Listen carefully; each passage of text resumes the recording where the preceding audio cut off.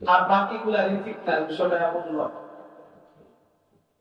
হালাল রিজিক করা হয় যখন কোন মানুষ শরীয়ত পন্থা অবলম্বন করে, শরীয়ত যা বলে সে অনুযায়ী তার উপার্জনটা হয়, সেটাকে বলা হয় হালাল রিজিক। আর শরীয়ত পন্থা অবলম্বন না করে কোরআনে যেটাকে হারাম বলেছে সেটাকে আমি হারাম মনে না করে ওইভাবে উপার্জন করাকে হারাম বলে। শরীয়ত আপনি মানলেন না, কোরআন মানলেন না, রাসূলের হাদিস মানলেন না, নিজের মন গড়া উপার্জন করলেন, এটাকে বলা হয় হারাম হারাম রিজিক। অথচ আমরা হারামের পিছনে এমন ভাবে দৌড়াই, মনে করি যে এইটা হারাম, আমার আর কোনো পথ নাই। এর সবচেয়ে বড় কারণ হলো কি? এর সবচেয়ে বড় কারণ হলো আমাদের ঈমানের দুর্বলতা। আমাদের ঈমান এতটাই দুর্বল হয়েছে, মনে করি যে 65 টাকা দিয়ে আমি না পাই, এছাড়া আমার আর কোনো পথ নাই। এমন রকম পথ যদি আমি না করি, এটা ছাড়া আমার আর কোনো পথ নাই। গুনাহের তাকাজার কাম আমাদের দ্বীনের মধ্যে ঈমানের পরিবর্তে এটাই বসে, এটা ছাড়া। অথচ আল্লাহ পাক একটা মানুষের রিজিক যতটুকু তার মধ্যে মাহফুজ রেখে রেখেছে, এটা তার কাছে আসবেই আসবে, এটা আসবেই তার কাছে, তার কোনো সন্দেহ নেই। এই জন্য আল্লাহ পাক সূরাতুল হুদের মধ্যে বলেন, ওয়া মা মিন দাব্বাতিন ফিল আরদি ইল্লা আলাল্লাহি রিজকুহা। যে এই পৃথিবীর মধ্যে যত বিচরণশীল প্রাণী আছে, সব কিছু রিজিকের দায়িত্ব আমি আল্লাহ রাব্বুল আলামিন সুবহানাহু। এখন আমাদের প্রশ্ন জাগে যে আল্লাহ তাআলা সমস্ত প্রাণী রিজিকের দায়িত্ব নিলেন, তারপর অনেক সময় দেখা যায় মানুষ না খেয়ে মারা যায়। আমাদের অভিজ্ঞতা এটা হয় না, আমরা মনে করি মানুষ না খেয়ে মারা গেছে, খাইতে পারবে, এই লোকটা হয়তো আরো কিছুদিন বাঁচতে পারবে। এই প্রশ্নের জবাব উলামায়ে কেরাম বিভিন্ন ভাবে দিয়ে থাকেন। তার মধ্যে মাশহুর একটা জবাব হলো যে আল্লাহ তাআলা সমস্ত প্রাণী রিজিকের দায়িত্ব গ্রহণ করার অর্থ হলো একজন মানুষের আয়ুকাল শেষ হওয়ার পর্যন্ত তার রিজিক যতটুকু লেখা আছে ততটুকু আল্লাহ তাআলা দিবেন। আমরা শুনে দেখি মানুষ মারা যায়, রোগের কারণে মারা যায়, আগুনে পুড়ে মারা যায়, পানিতে পুড়ে মারা যায়, বিভিন্ন দুর্ঘটনা অ্যাক্সিডেন্টে মানুষ মারা যায়। এগুলো হলো আল্লাহ তাআলার একটা উসিলা। আল্লাহ তাআলা একটা উসিলা, একটা মাধ্যম, এর মাধ্যমে বান্দার হায়াত শেষ হয়ে যখন তাকে দুনিয়া থেকে দিবে। কাউকে ঘুমের মধ্যে মৃত্যু হয়ে যায়, কারো দুর্ঘটনায় মৃত্যু হয়ে যায়। এই কিছুদিন আগে এই এলাকার একজন ডাক্তার রাস্তা পার দিতে গিয়া ভালো মানুষ এখান থেকে গেছে ওষুধ কেনার জন্য, অ্যাক্সিডেন্ট করে শেষ করে 2 মাস পরে থাকলো। তাই আল্লাহ তাআলা এর মাধ্যমে যে বান্দার হায়াত শেষ, তার দুনিয়া থেকে চলে যেতে হবে। এটা সময় আমরা আফসোস করে হাইরে দুটা খাইতে পারবো না, এটা বলে দুটা আর বাঁচতে পারবো, এটা আমাদের ভুল ধারণা। কারণ রিজিক তার যতটুকু লেখা ছিল, আল্লাহ তাআলা তার রিজিক যদি তোমার দিকে শেষ যেহেতু তার দুনিয়া থেকে চলে যেতে পারে। এই জন্য আল্লাহ তাআলা বলেন, ওয়া মা মিন দাব্বাতিন ফিল আরদি ইল্লা আলাল্লাহি রিজকুহা। দুনিয়ার মধ্যে যত প্রাণী আছে সব কিছু রিজিকের দায়িত্ব আমি আল্লাহ রাব্বুল আলামিন। একটা মানুষের তার সৃষ্টির পর থেকে যতটুকু সময় সে ততটুকুই এই পৃথিবীর মধ্যে বেঁচে থাকবে।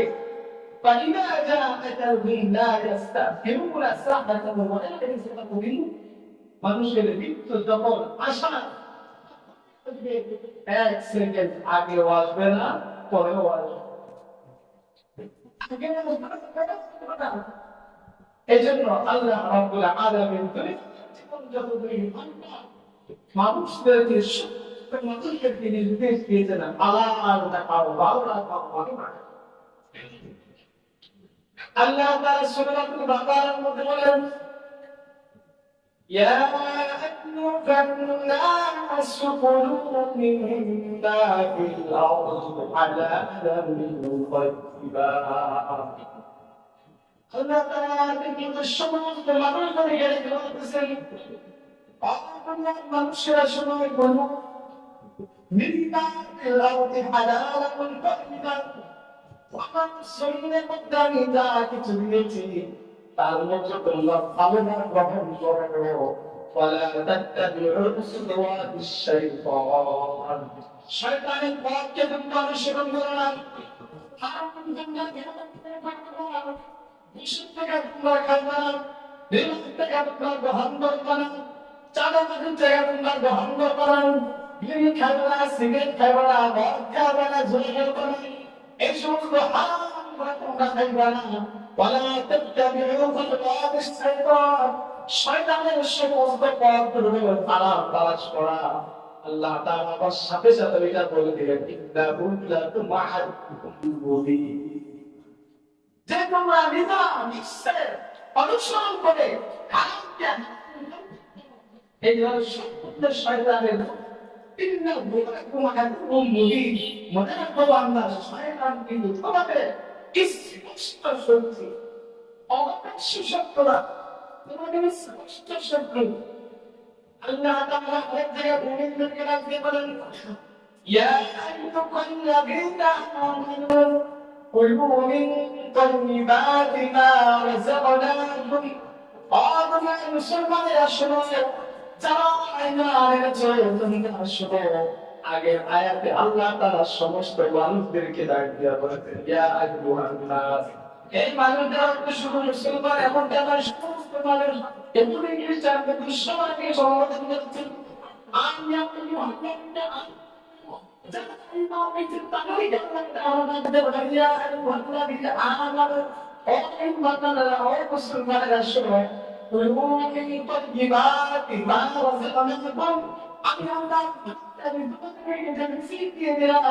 এই থেকে তোমরা ভালোরা হালাল গ্রহণ করো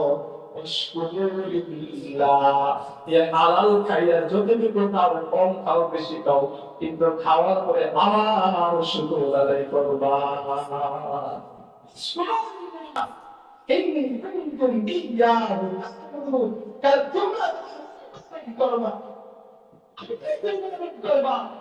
আমরা জন্য সত্য করে হালাল ইমান করার জন্য নামাজ পড়ার জন্য যাকাত দেওয়ার জন্য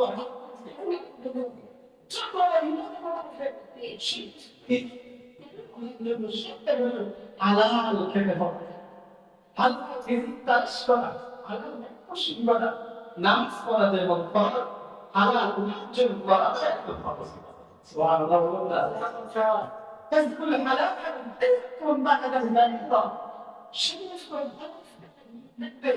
হালাল দিক তালাশ করে না এটা ফরজ হক সারা দিক সারা পানি দোকানদারি করে চা দোকানদারি করে কিন্তু হালাল খেতে হবে হালাল খেতে হবে আল্লাহ তাআলা কোরআনে কারীমের মধ্যে বলেন কাইদা কুদিয়াতিস সালাত ফান্তাশিরু ফিল আরদ ওয়াবতাগু মিন ফাদলিল্লাহ নামাজ পড়ে আল্লাহ তাআলা রিজিক অনুসরণের জন্য আল্লাহ তাআলা শুরু করে দাও তোমার রিজিক তুমি সন্ধান করো রিজিক তালাকের সময় তোমরা আল্লাহ তাআলাকে বেশি বেশি করে স্মরণ করো আমরা তো এখন যারা ব্যবসা বাণিজ্য করি দোকান বিশেষ করে চার দোকানগুলোর মধ্যে এবার মনে করেন কিন্তু চার দোকান নিচে চিনি না দিলে আমার ব্যবসা করবে না তাহলে তার একই কাজ করে আল্লাহর উপরে টিভির উপরে আপনারা বলেন একইটা বিশ্বাসটা কিসের উপরে টিভির উপরে আল্লাহর উপরে আমি প্রমাণ দিলাম এটা আমি মুসিরা করলাম আমার রিজিক তো আল্লাহ যারা আমাকে দিবেন কিন্তু এগুলা দোকান দিয়া তার চিনি আমার টিভির থাকলে 400 বাড়া হয়ে যাবে অথচ যারা দোকানদারি করে আল্লাহ আমার জন্য পুরো আলটা দিলাম রিজিক অন্বেষণের সময় আল্লাহ তাআলাকে বেশি বেশি করে স্মরণ করো। যারা ব্যবসায়ী দোকানদার তাদের কাছে তাদের জন্য আল্লাহ তাআলাকে বেশি বেশি করে স্মরণ করা অনেকটাই সহজ, অনেকটাই সহজ। যখন কাস্টমার না থাকে তাসবিহ করে বলেন না সুবহানাল্লাহ আলহামদুলিল্লাহ। আল্লাহ তাআলা প্রত্যেক তাসবিহের বিনিময়ে আপনার জান্নাতকে সুসজ্জিত করে দিবেন সুবহানাল্লাহ। যারা রিকশা চালায়, ড্রাইভার, আপনি গাড়ি চালাচ্ছেন, মনে মনে জিকির করেন, জবান টানা বন্ধ হয়ে যাবে,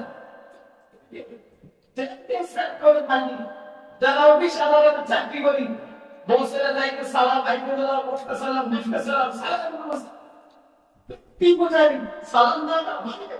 এত তাসির করলেন, আপনি মনে করেন আপনি রিজিকের দায়িত্বটা তার হাতেই, আল্লাহ তাআলা তার মানুষের বিশ্বাস আল্লাহর উপর না দিয়ে তার নিগা করে বললেন এটা ঠিক না, এটা কতটা ঠিক হবে। কিন্তু বিদ্যুৎ তারাশের মধ্যে আল্লাহ তাআলাকে স্মরণ করতে হবে। আর আল্লাহ তাআলা স্মরণ, আল্লাহ তাআলা ভয় তার ভিতরে যখন আসবে, এই ব্যক্তি কলমের প্রসায় আনার জন্য টাকা মারবে, বলেন মারবে, এটা কখনোই করবে না। এই জন্য আল্লাহ রাব্বুল আলামিন ক্লাস করুন কাসিরা বান্দা আমাকে বেশি করে স্মরণ করো লাআল্লাকুম তুফলিহুন, তাহলে তুমি তোমার জীবনে সফলতা অর্জন করতে পারবা। কারণ হালাল খাইলে হালাল উপার্জনের মাধ্যমে জীবন যাপন করলে ইবাদত করতে কাউকে শান্তি আসবে, নামাজ পড়তে পড়তে ভালো থাকবে, ওলামা থেকে সহজে থাকলে ভালো থাকবে। কারণ হালালের উপর একটা প্রভাব, যে প্রভাবের কারণে আপনার অন্তরের মধ্যে সবসময় শান্তি বিরাজ করবে। আর হারাম খাইলে দেখবেন সবসময় অশান্তি, সব তোমার অশান্তি ভালো লাগে, কিছু ভালো লাগে না, খাইতে ভালো লাগে না। আর হালাল খাইলে অন্তরের মধ্যে প্রশান্তি আসবে, ভালো লাগবে, ভালো লাগবে। দারুল খেলাধুলার সদর মুদাররিস ইয়াকুম নাতুবি রাহমাতুল্লাহি আলাইহি ওয়া আলাইহি ছিলেন, অনেক বড় শিক্ষক ছিলেন। তিনি এক কিতাবের মধ্যে লেখেন, ভারতের এক লোক ছিল সাহাবী আব্দুল্লাহ ইবনে নাফ, ব্যক্তিগত গাছ, অহংকার গাছ বিক্রি হয়, আগে গাছ বিক্রি করতে হতো, গাছ বিক্রি করতো 6 পয়সা গাছ বিক্রি করতো বাজারে। এই পরিবারের ধান বিক্রি করে রিজিকের উপার্জন করতেন। তার কাজ নেওয়ার জন্য বাজারের মধ্যে মানুষ সিনেমা দিয়ে থাকতো, মানুষ মনে করতো সাহায্যের কাজ যদি করলে খাওয়ার হয়, গরুটা সুখ দেয়, গরুকে খাওয়ালে মহিষ দুধ দেয়। সাহায্যের কাজ নেওয়ার জন্য মানুষ সিরিয়াল ধরে দাঁড়ায় থাকতো। কিন্তু নীতিমান মানুষ ছিলেন, যে ব্যক্তি আগে তাকে কিন্তু গাছ দিয়ে দিতেন, 6 বাসায় গাছ বিক্রি করে মানুষের চাহিদা কি করতে। আর একবার হইলে তো কাস্টমার দেখলে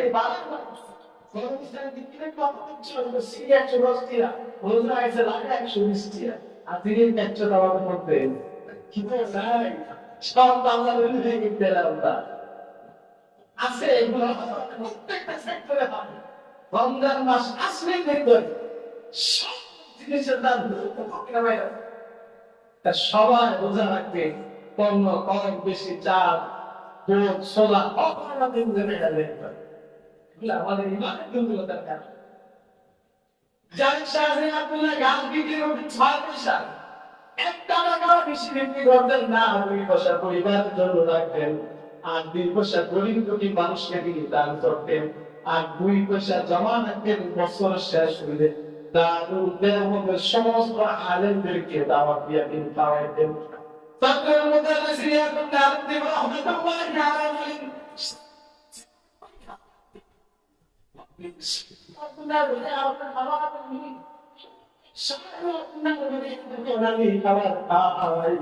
আমার অন্তর বুঝে নূর চমকায়, ইবাদতের মতো অনেক মজা পাই। বলে চাই ইবাদত করি, ওইটা করি, ওইটা করি, শুধু ভালো কাজ করি।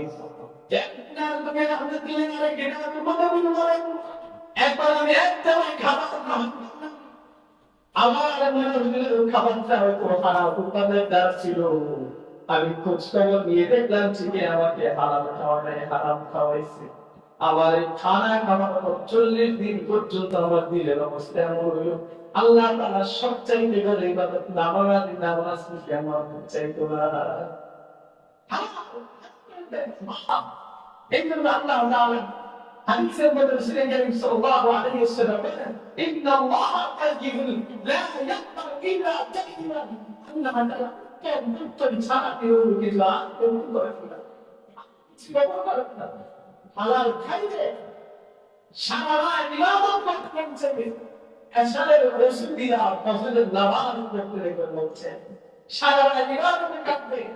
আমাদের সারা রাত অনেক সময় কাটে মোবাইল মাধ্যমে। আমাদের দেখা যায় কোন না কোন ভাবে হারামের প্রবেশ আছে। হারামের প্রভাবের কারণে সন্তান মানুষ হয়ে যায়। ছোট বাচ্চা খাওয়া গেছে বা টিভি দেখতেছে, কি বলে না টিভি দেখতেছে, আমার বাচ্চার দুধ খাওয়া গেছে।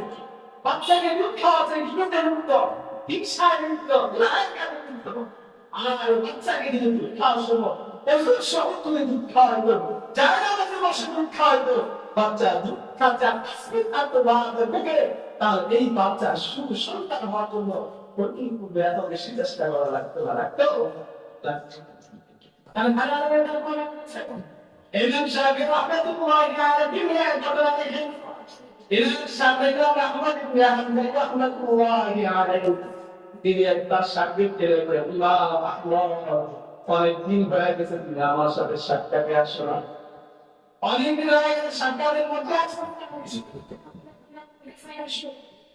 ইমাম শাফি রাহমাতুল্লাহি আলাইহি তিনি সাথে সাথে ইমাম বললেন হযরত আমি মুক্তি আপনার বাড়ি বলতে আসছি। ইমাম শাফি রাহমাতুল্লাহি আলাইহি বলেন, আমার শিষ্য আমার বাড়ির মধ্যে মেহমান হবে। ইমাম শাফি রাহমাতুল্লাহি আলাইহি ভক্ত মুরিদদেরকে নিয়ে আগে আনার জন্য শহরের বাইরে চলে গেছেন। যুগের শ্রেষ্ঠ আলেম আমার বাড়ির মধ্যে আজকে আগমন করবে। ইমাম শাফি রাহমাতুল্লাহি আলাইহি বাড়ির মধ্যে যাবেন। ইমাম আহমদ ইবনে হাম্বল মেহমান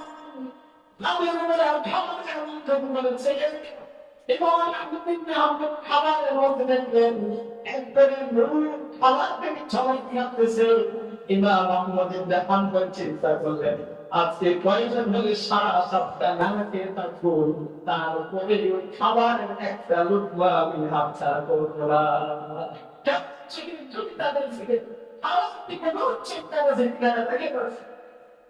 কারণ এমন ছিল দেখতেন।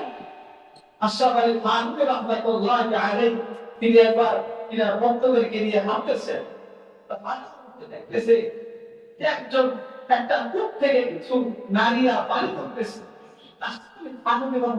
নারীর দিকে তাকায় আছে, আশেপাশে ভক্তরা দেখতেছে হযরত নারীর দিকে তাকায় আছে। শুনে তখন একটা জটিল বিষয়, তো খানকা যাওয়ার পর বলতেছে, হযরত কিছু মনে না করলে আপনাকে একটা প্রশ্ন করতাম। তো বুজুর্গ তো বুঝে ফেলেছে কি প্রশ্ন আমাকে করবে। তো বলতেছে বলো।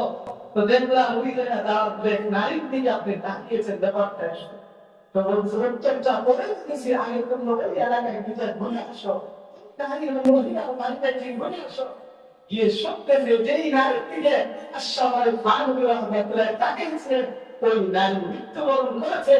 আশরাফ থানভী রাহমাতুল্লাহি আলাইহি সুসংবাদ ছড়িয়ে দিয়েছে যে হুজুর যেই নারী আপনি তাকিয়েছিলেন ওই নারী তো ইন্তেকাল করেছে।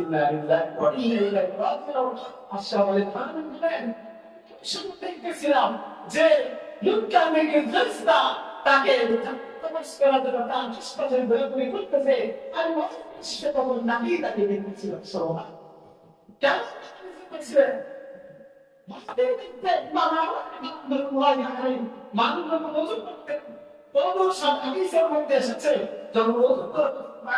মানুষের শরীরে না আমি বাবা কি তোলা একটা মধ্যে তাকে মুসলিমকে আমি জান দেখি যে মানুষের কোনো সেকেন্ড দাম আমি সঙ্গে কথা বলে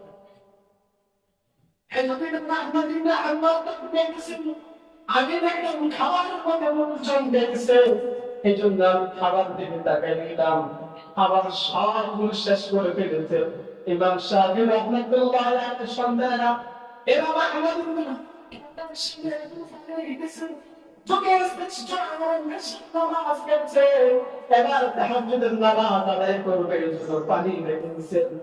কিন্তু খাবার যে খাইছে অনেক মজা মিলে অনেক ইমাম শাফি রহমাতুল্লাহ আলাইহির সন্তানেরা তাকায় তাকায় এরা বলুটা দিয়া খানা খাইতেছে মনোযোগ নাই কি করেন সকালবেলা একটা সন্তান দেখতেছি ইমাম আহমদিন রাহমাতুল্লাহ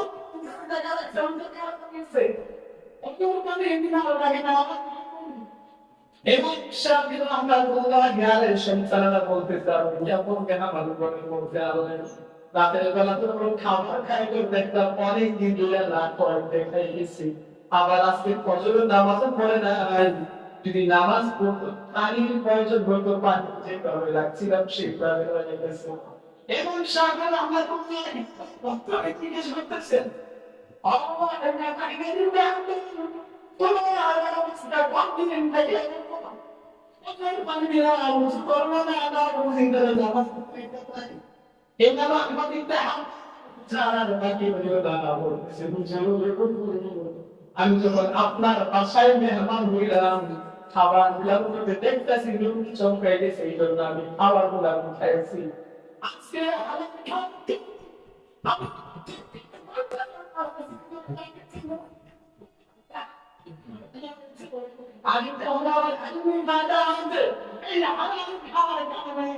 আপনার বাসায় খাবার খাওয়ার কারণে আমি এসার সময় দিয়ে প্রচুর করেছিলাম নামাজ আদায় করার জন্য এসার প্রচুর দিয়ে আমি তাহাজ্জুদ করেছি ফজর পড়েছি আমি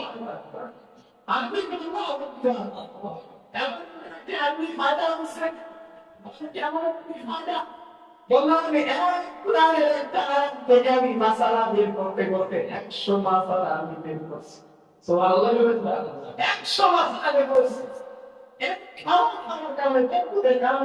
সারা রাত তিনি তাহাজ্জুদের নামাজে কাটাই দিতেন কোনো বিরক্ত কোনো ক্লান্ত দিনের মধ্যে করেন নাই আবার শুয়ে মাসালা খাবেন না সম্মানিত আপনি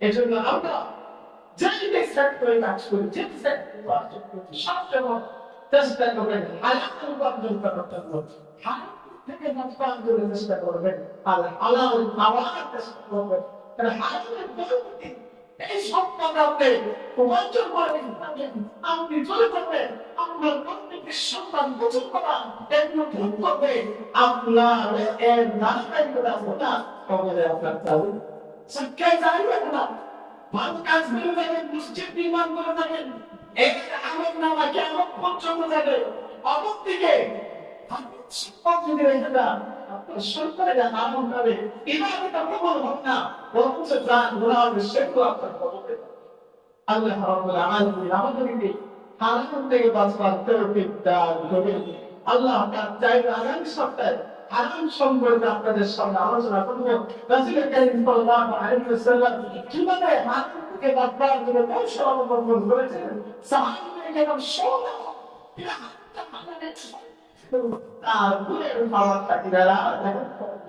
আল্লাহ চাইলে ইনশাআল্লাহ আগামী সপ্তাহে আপনাদের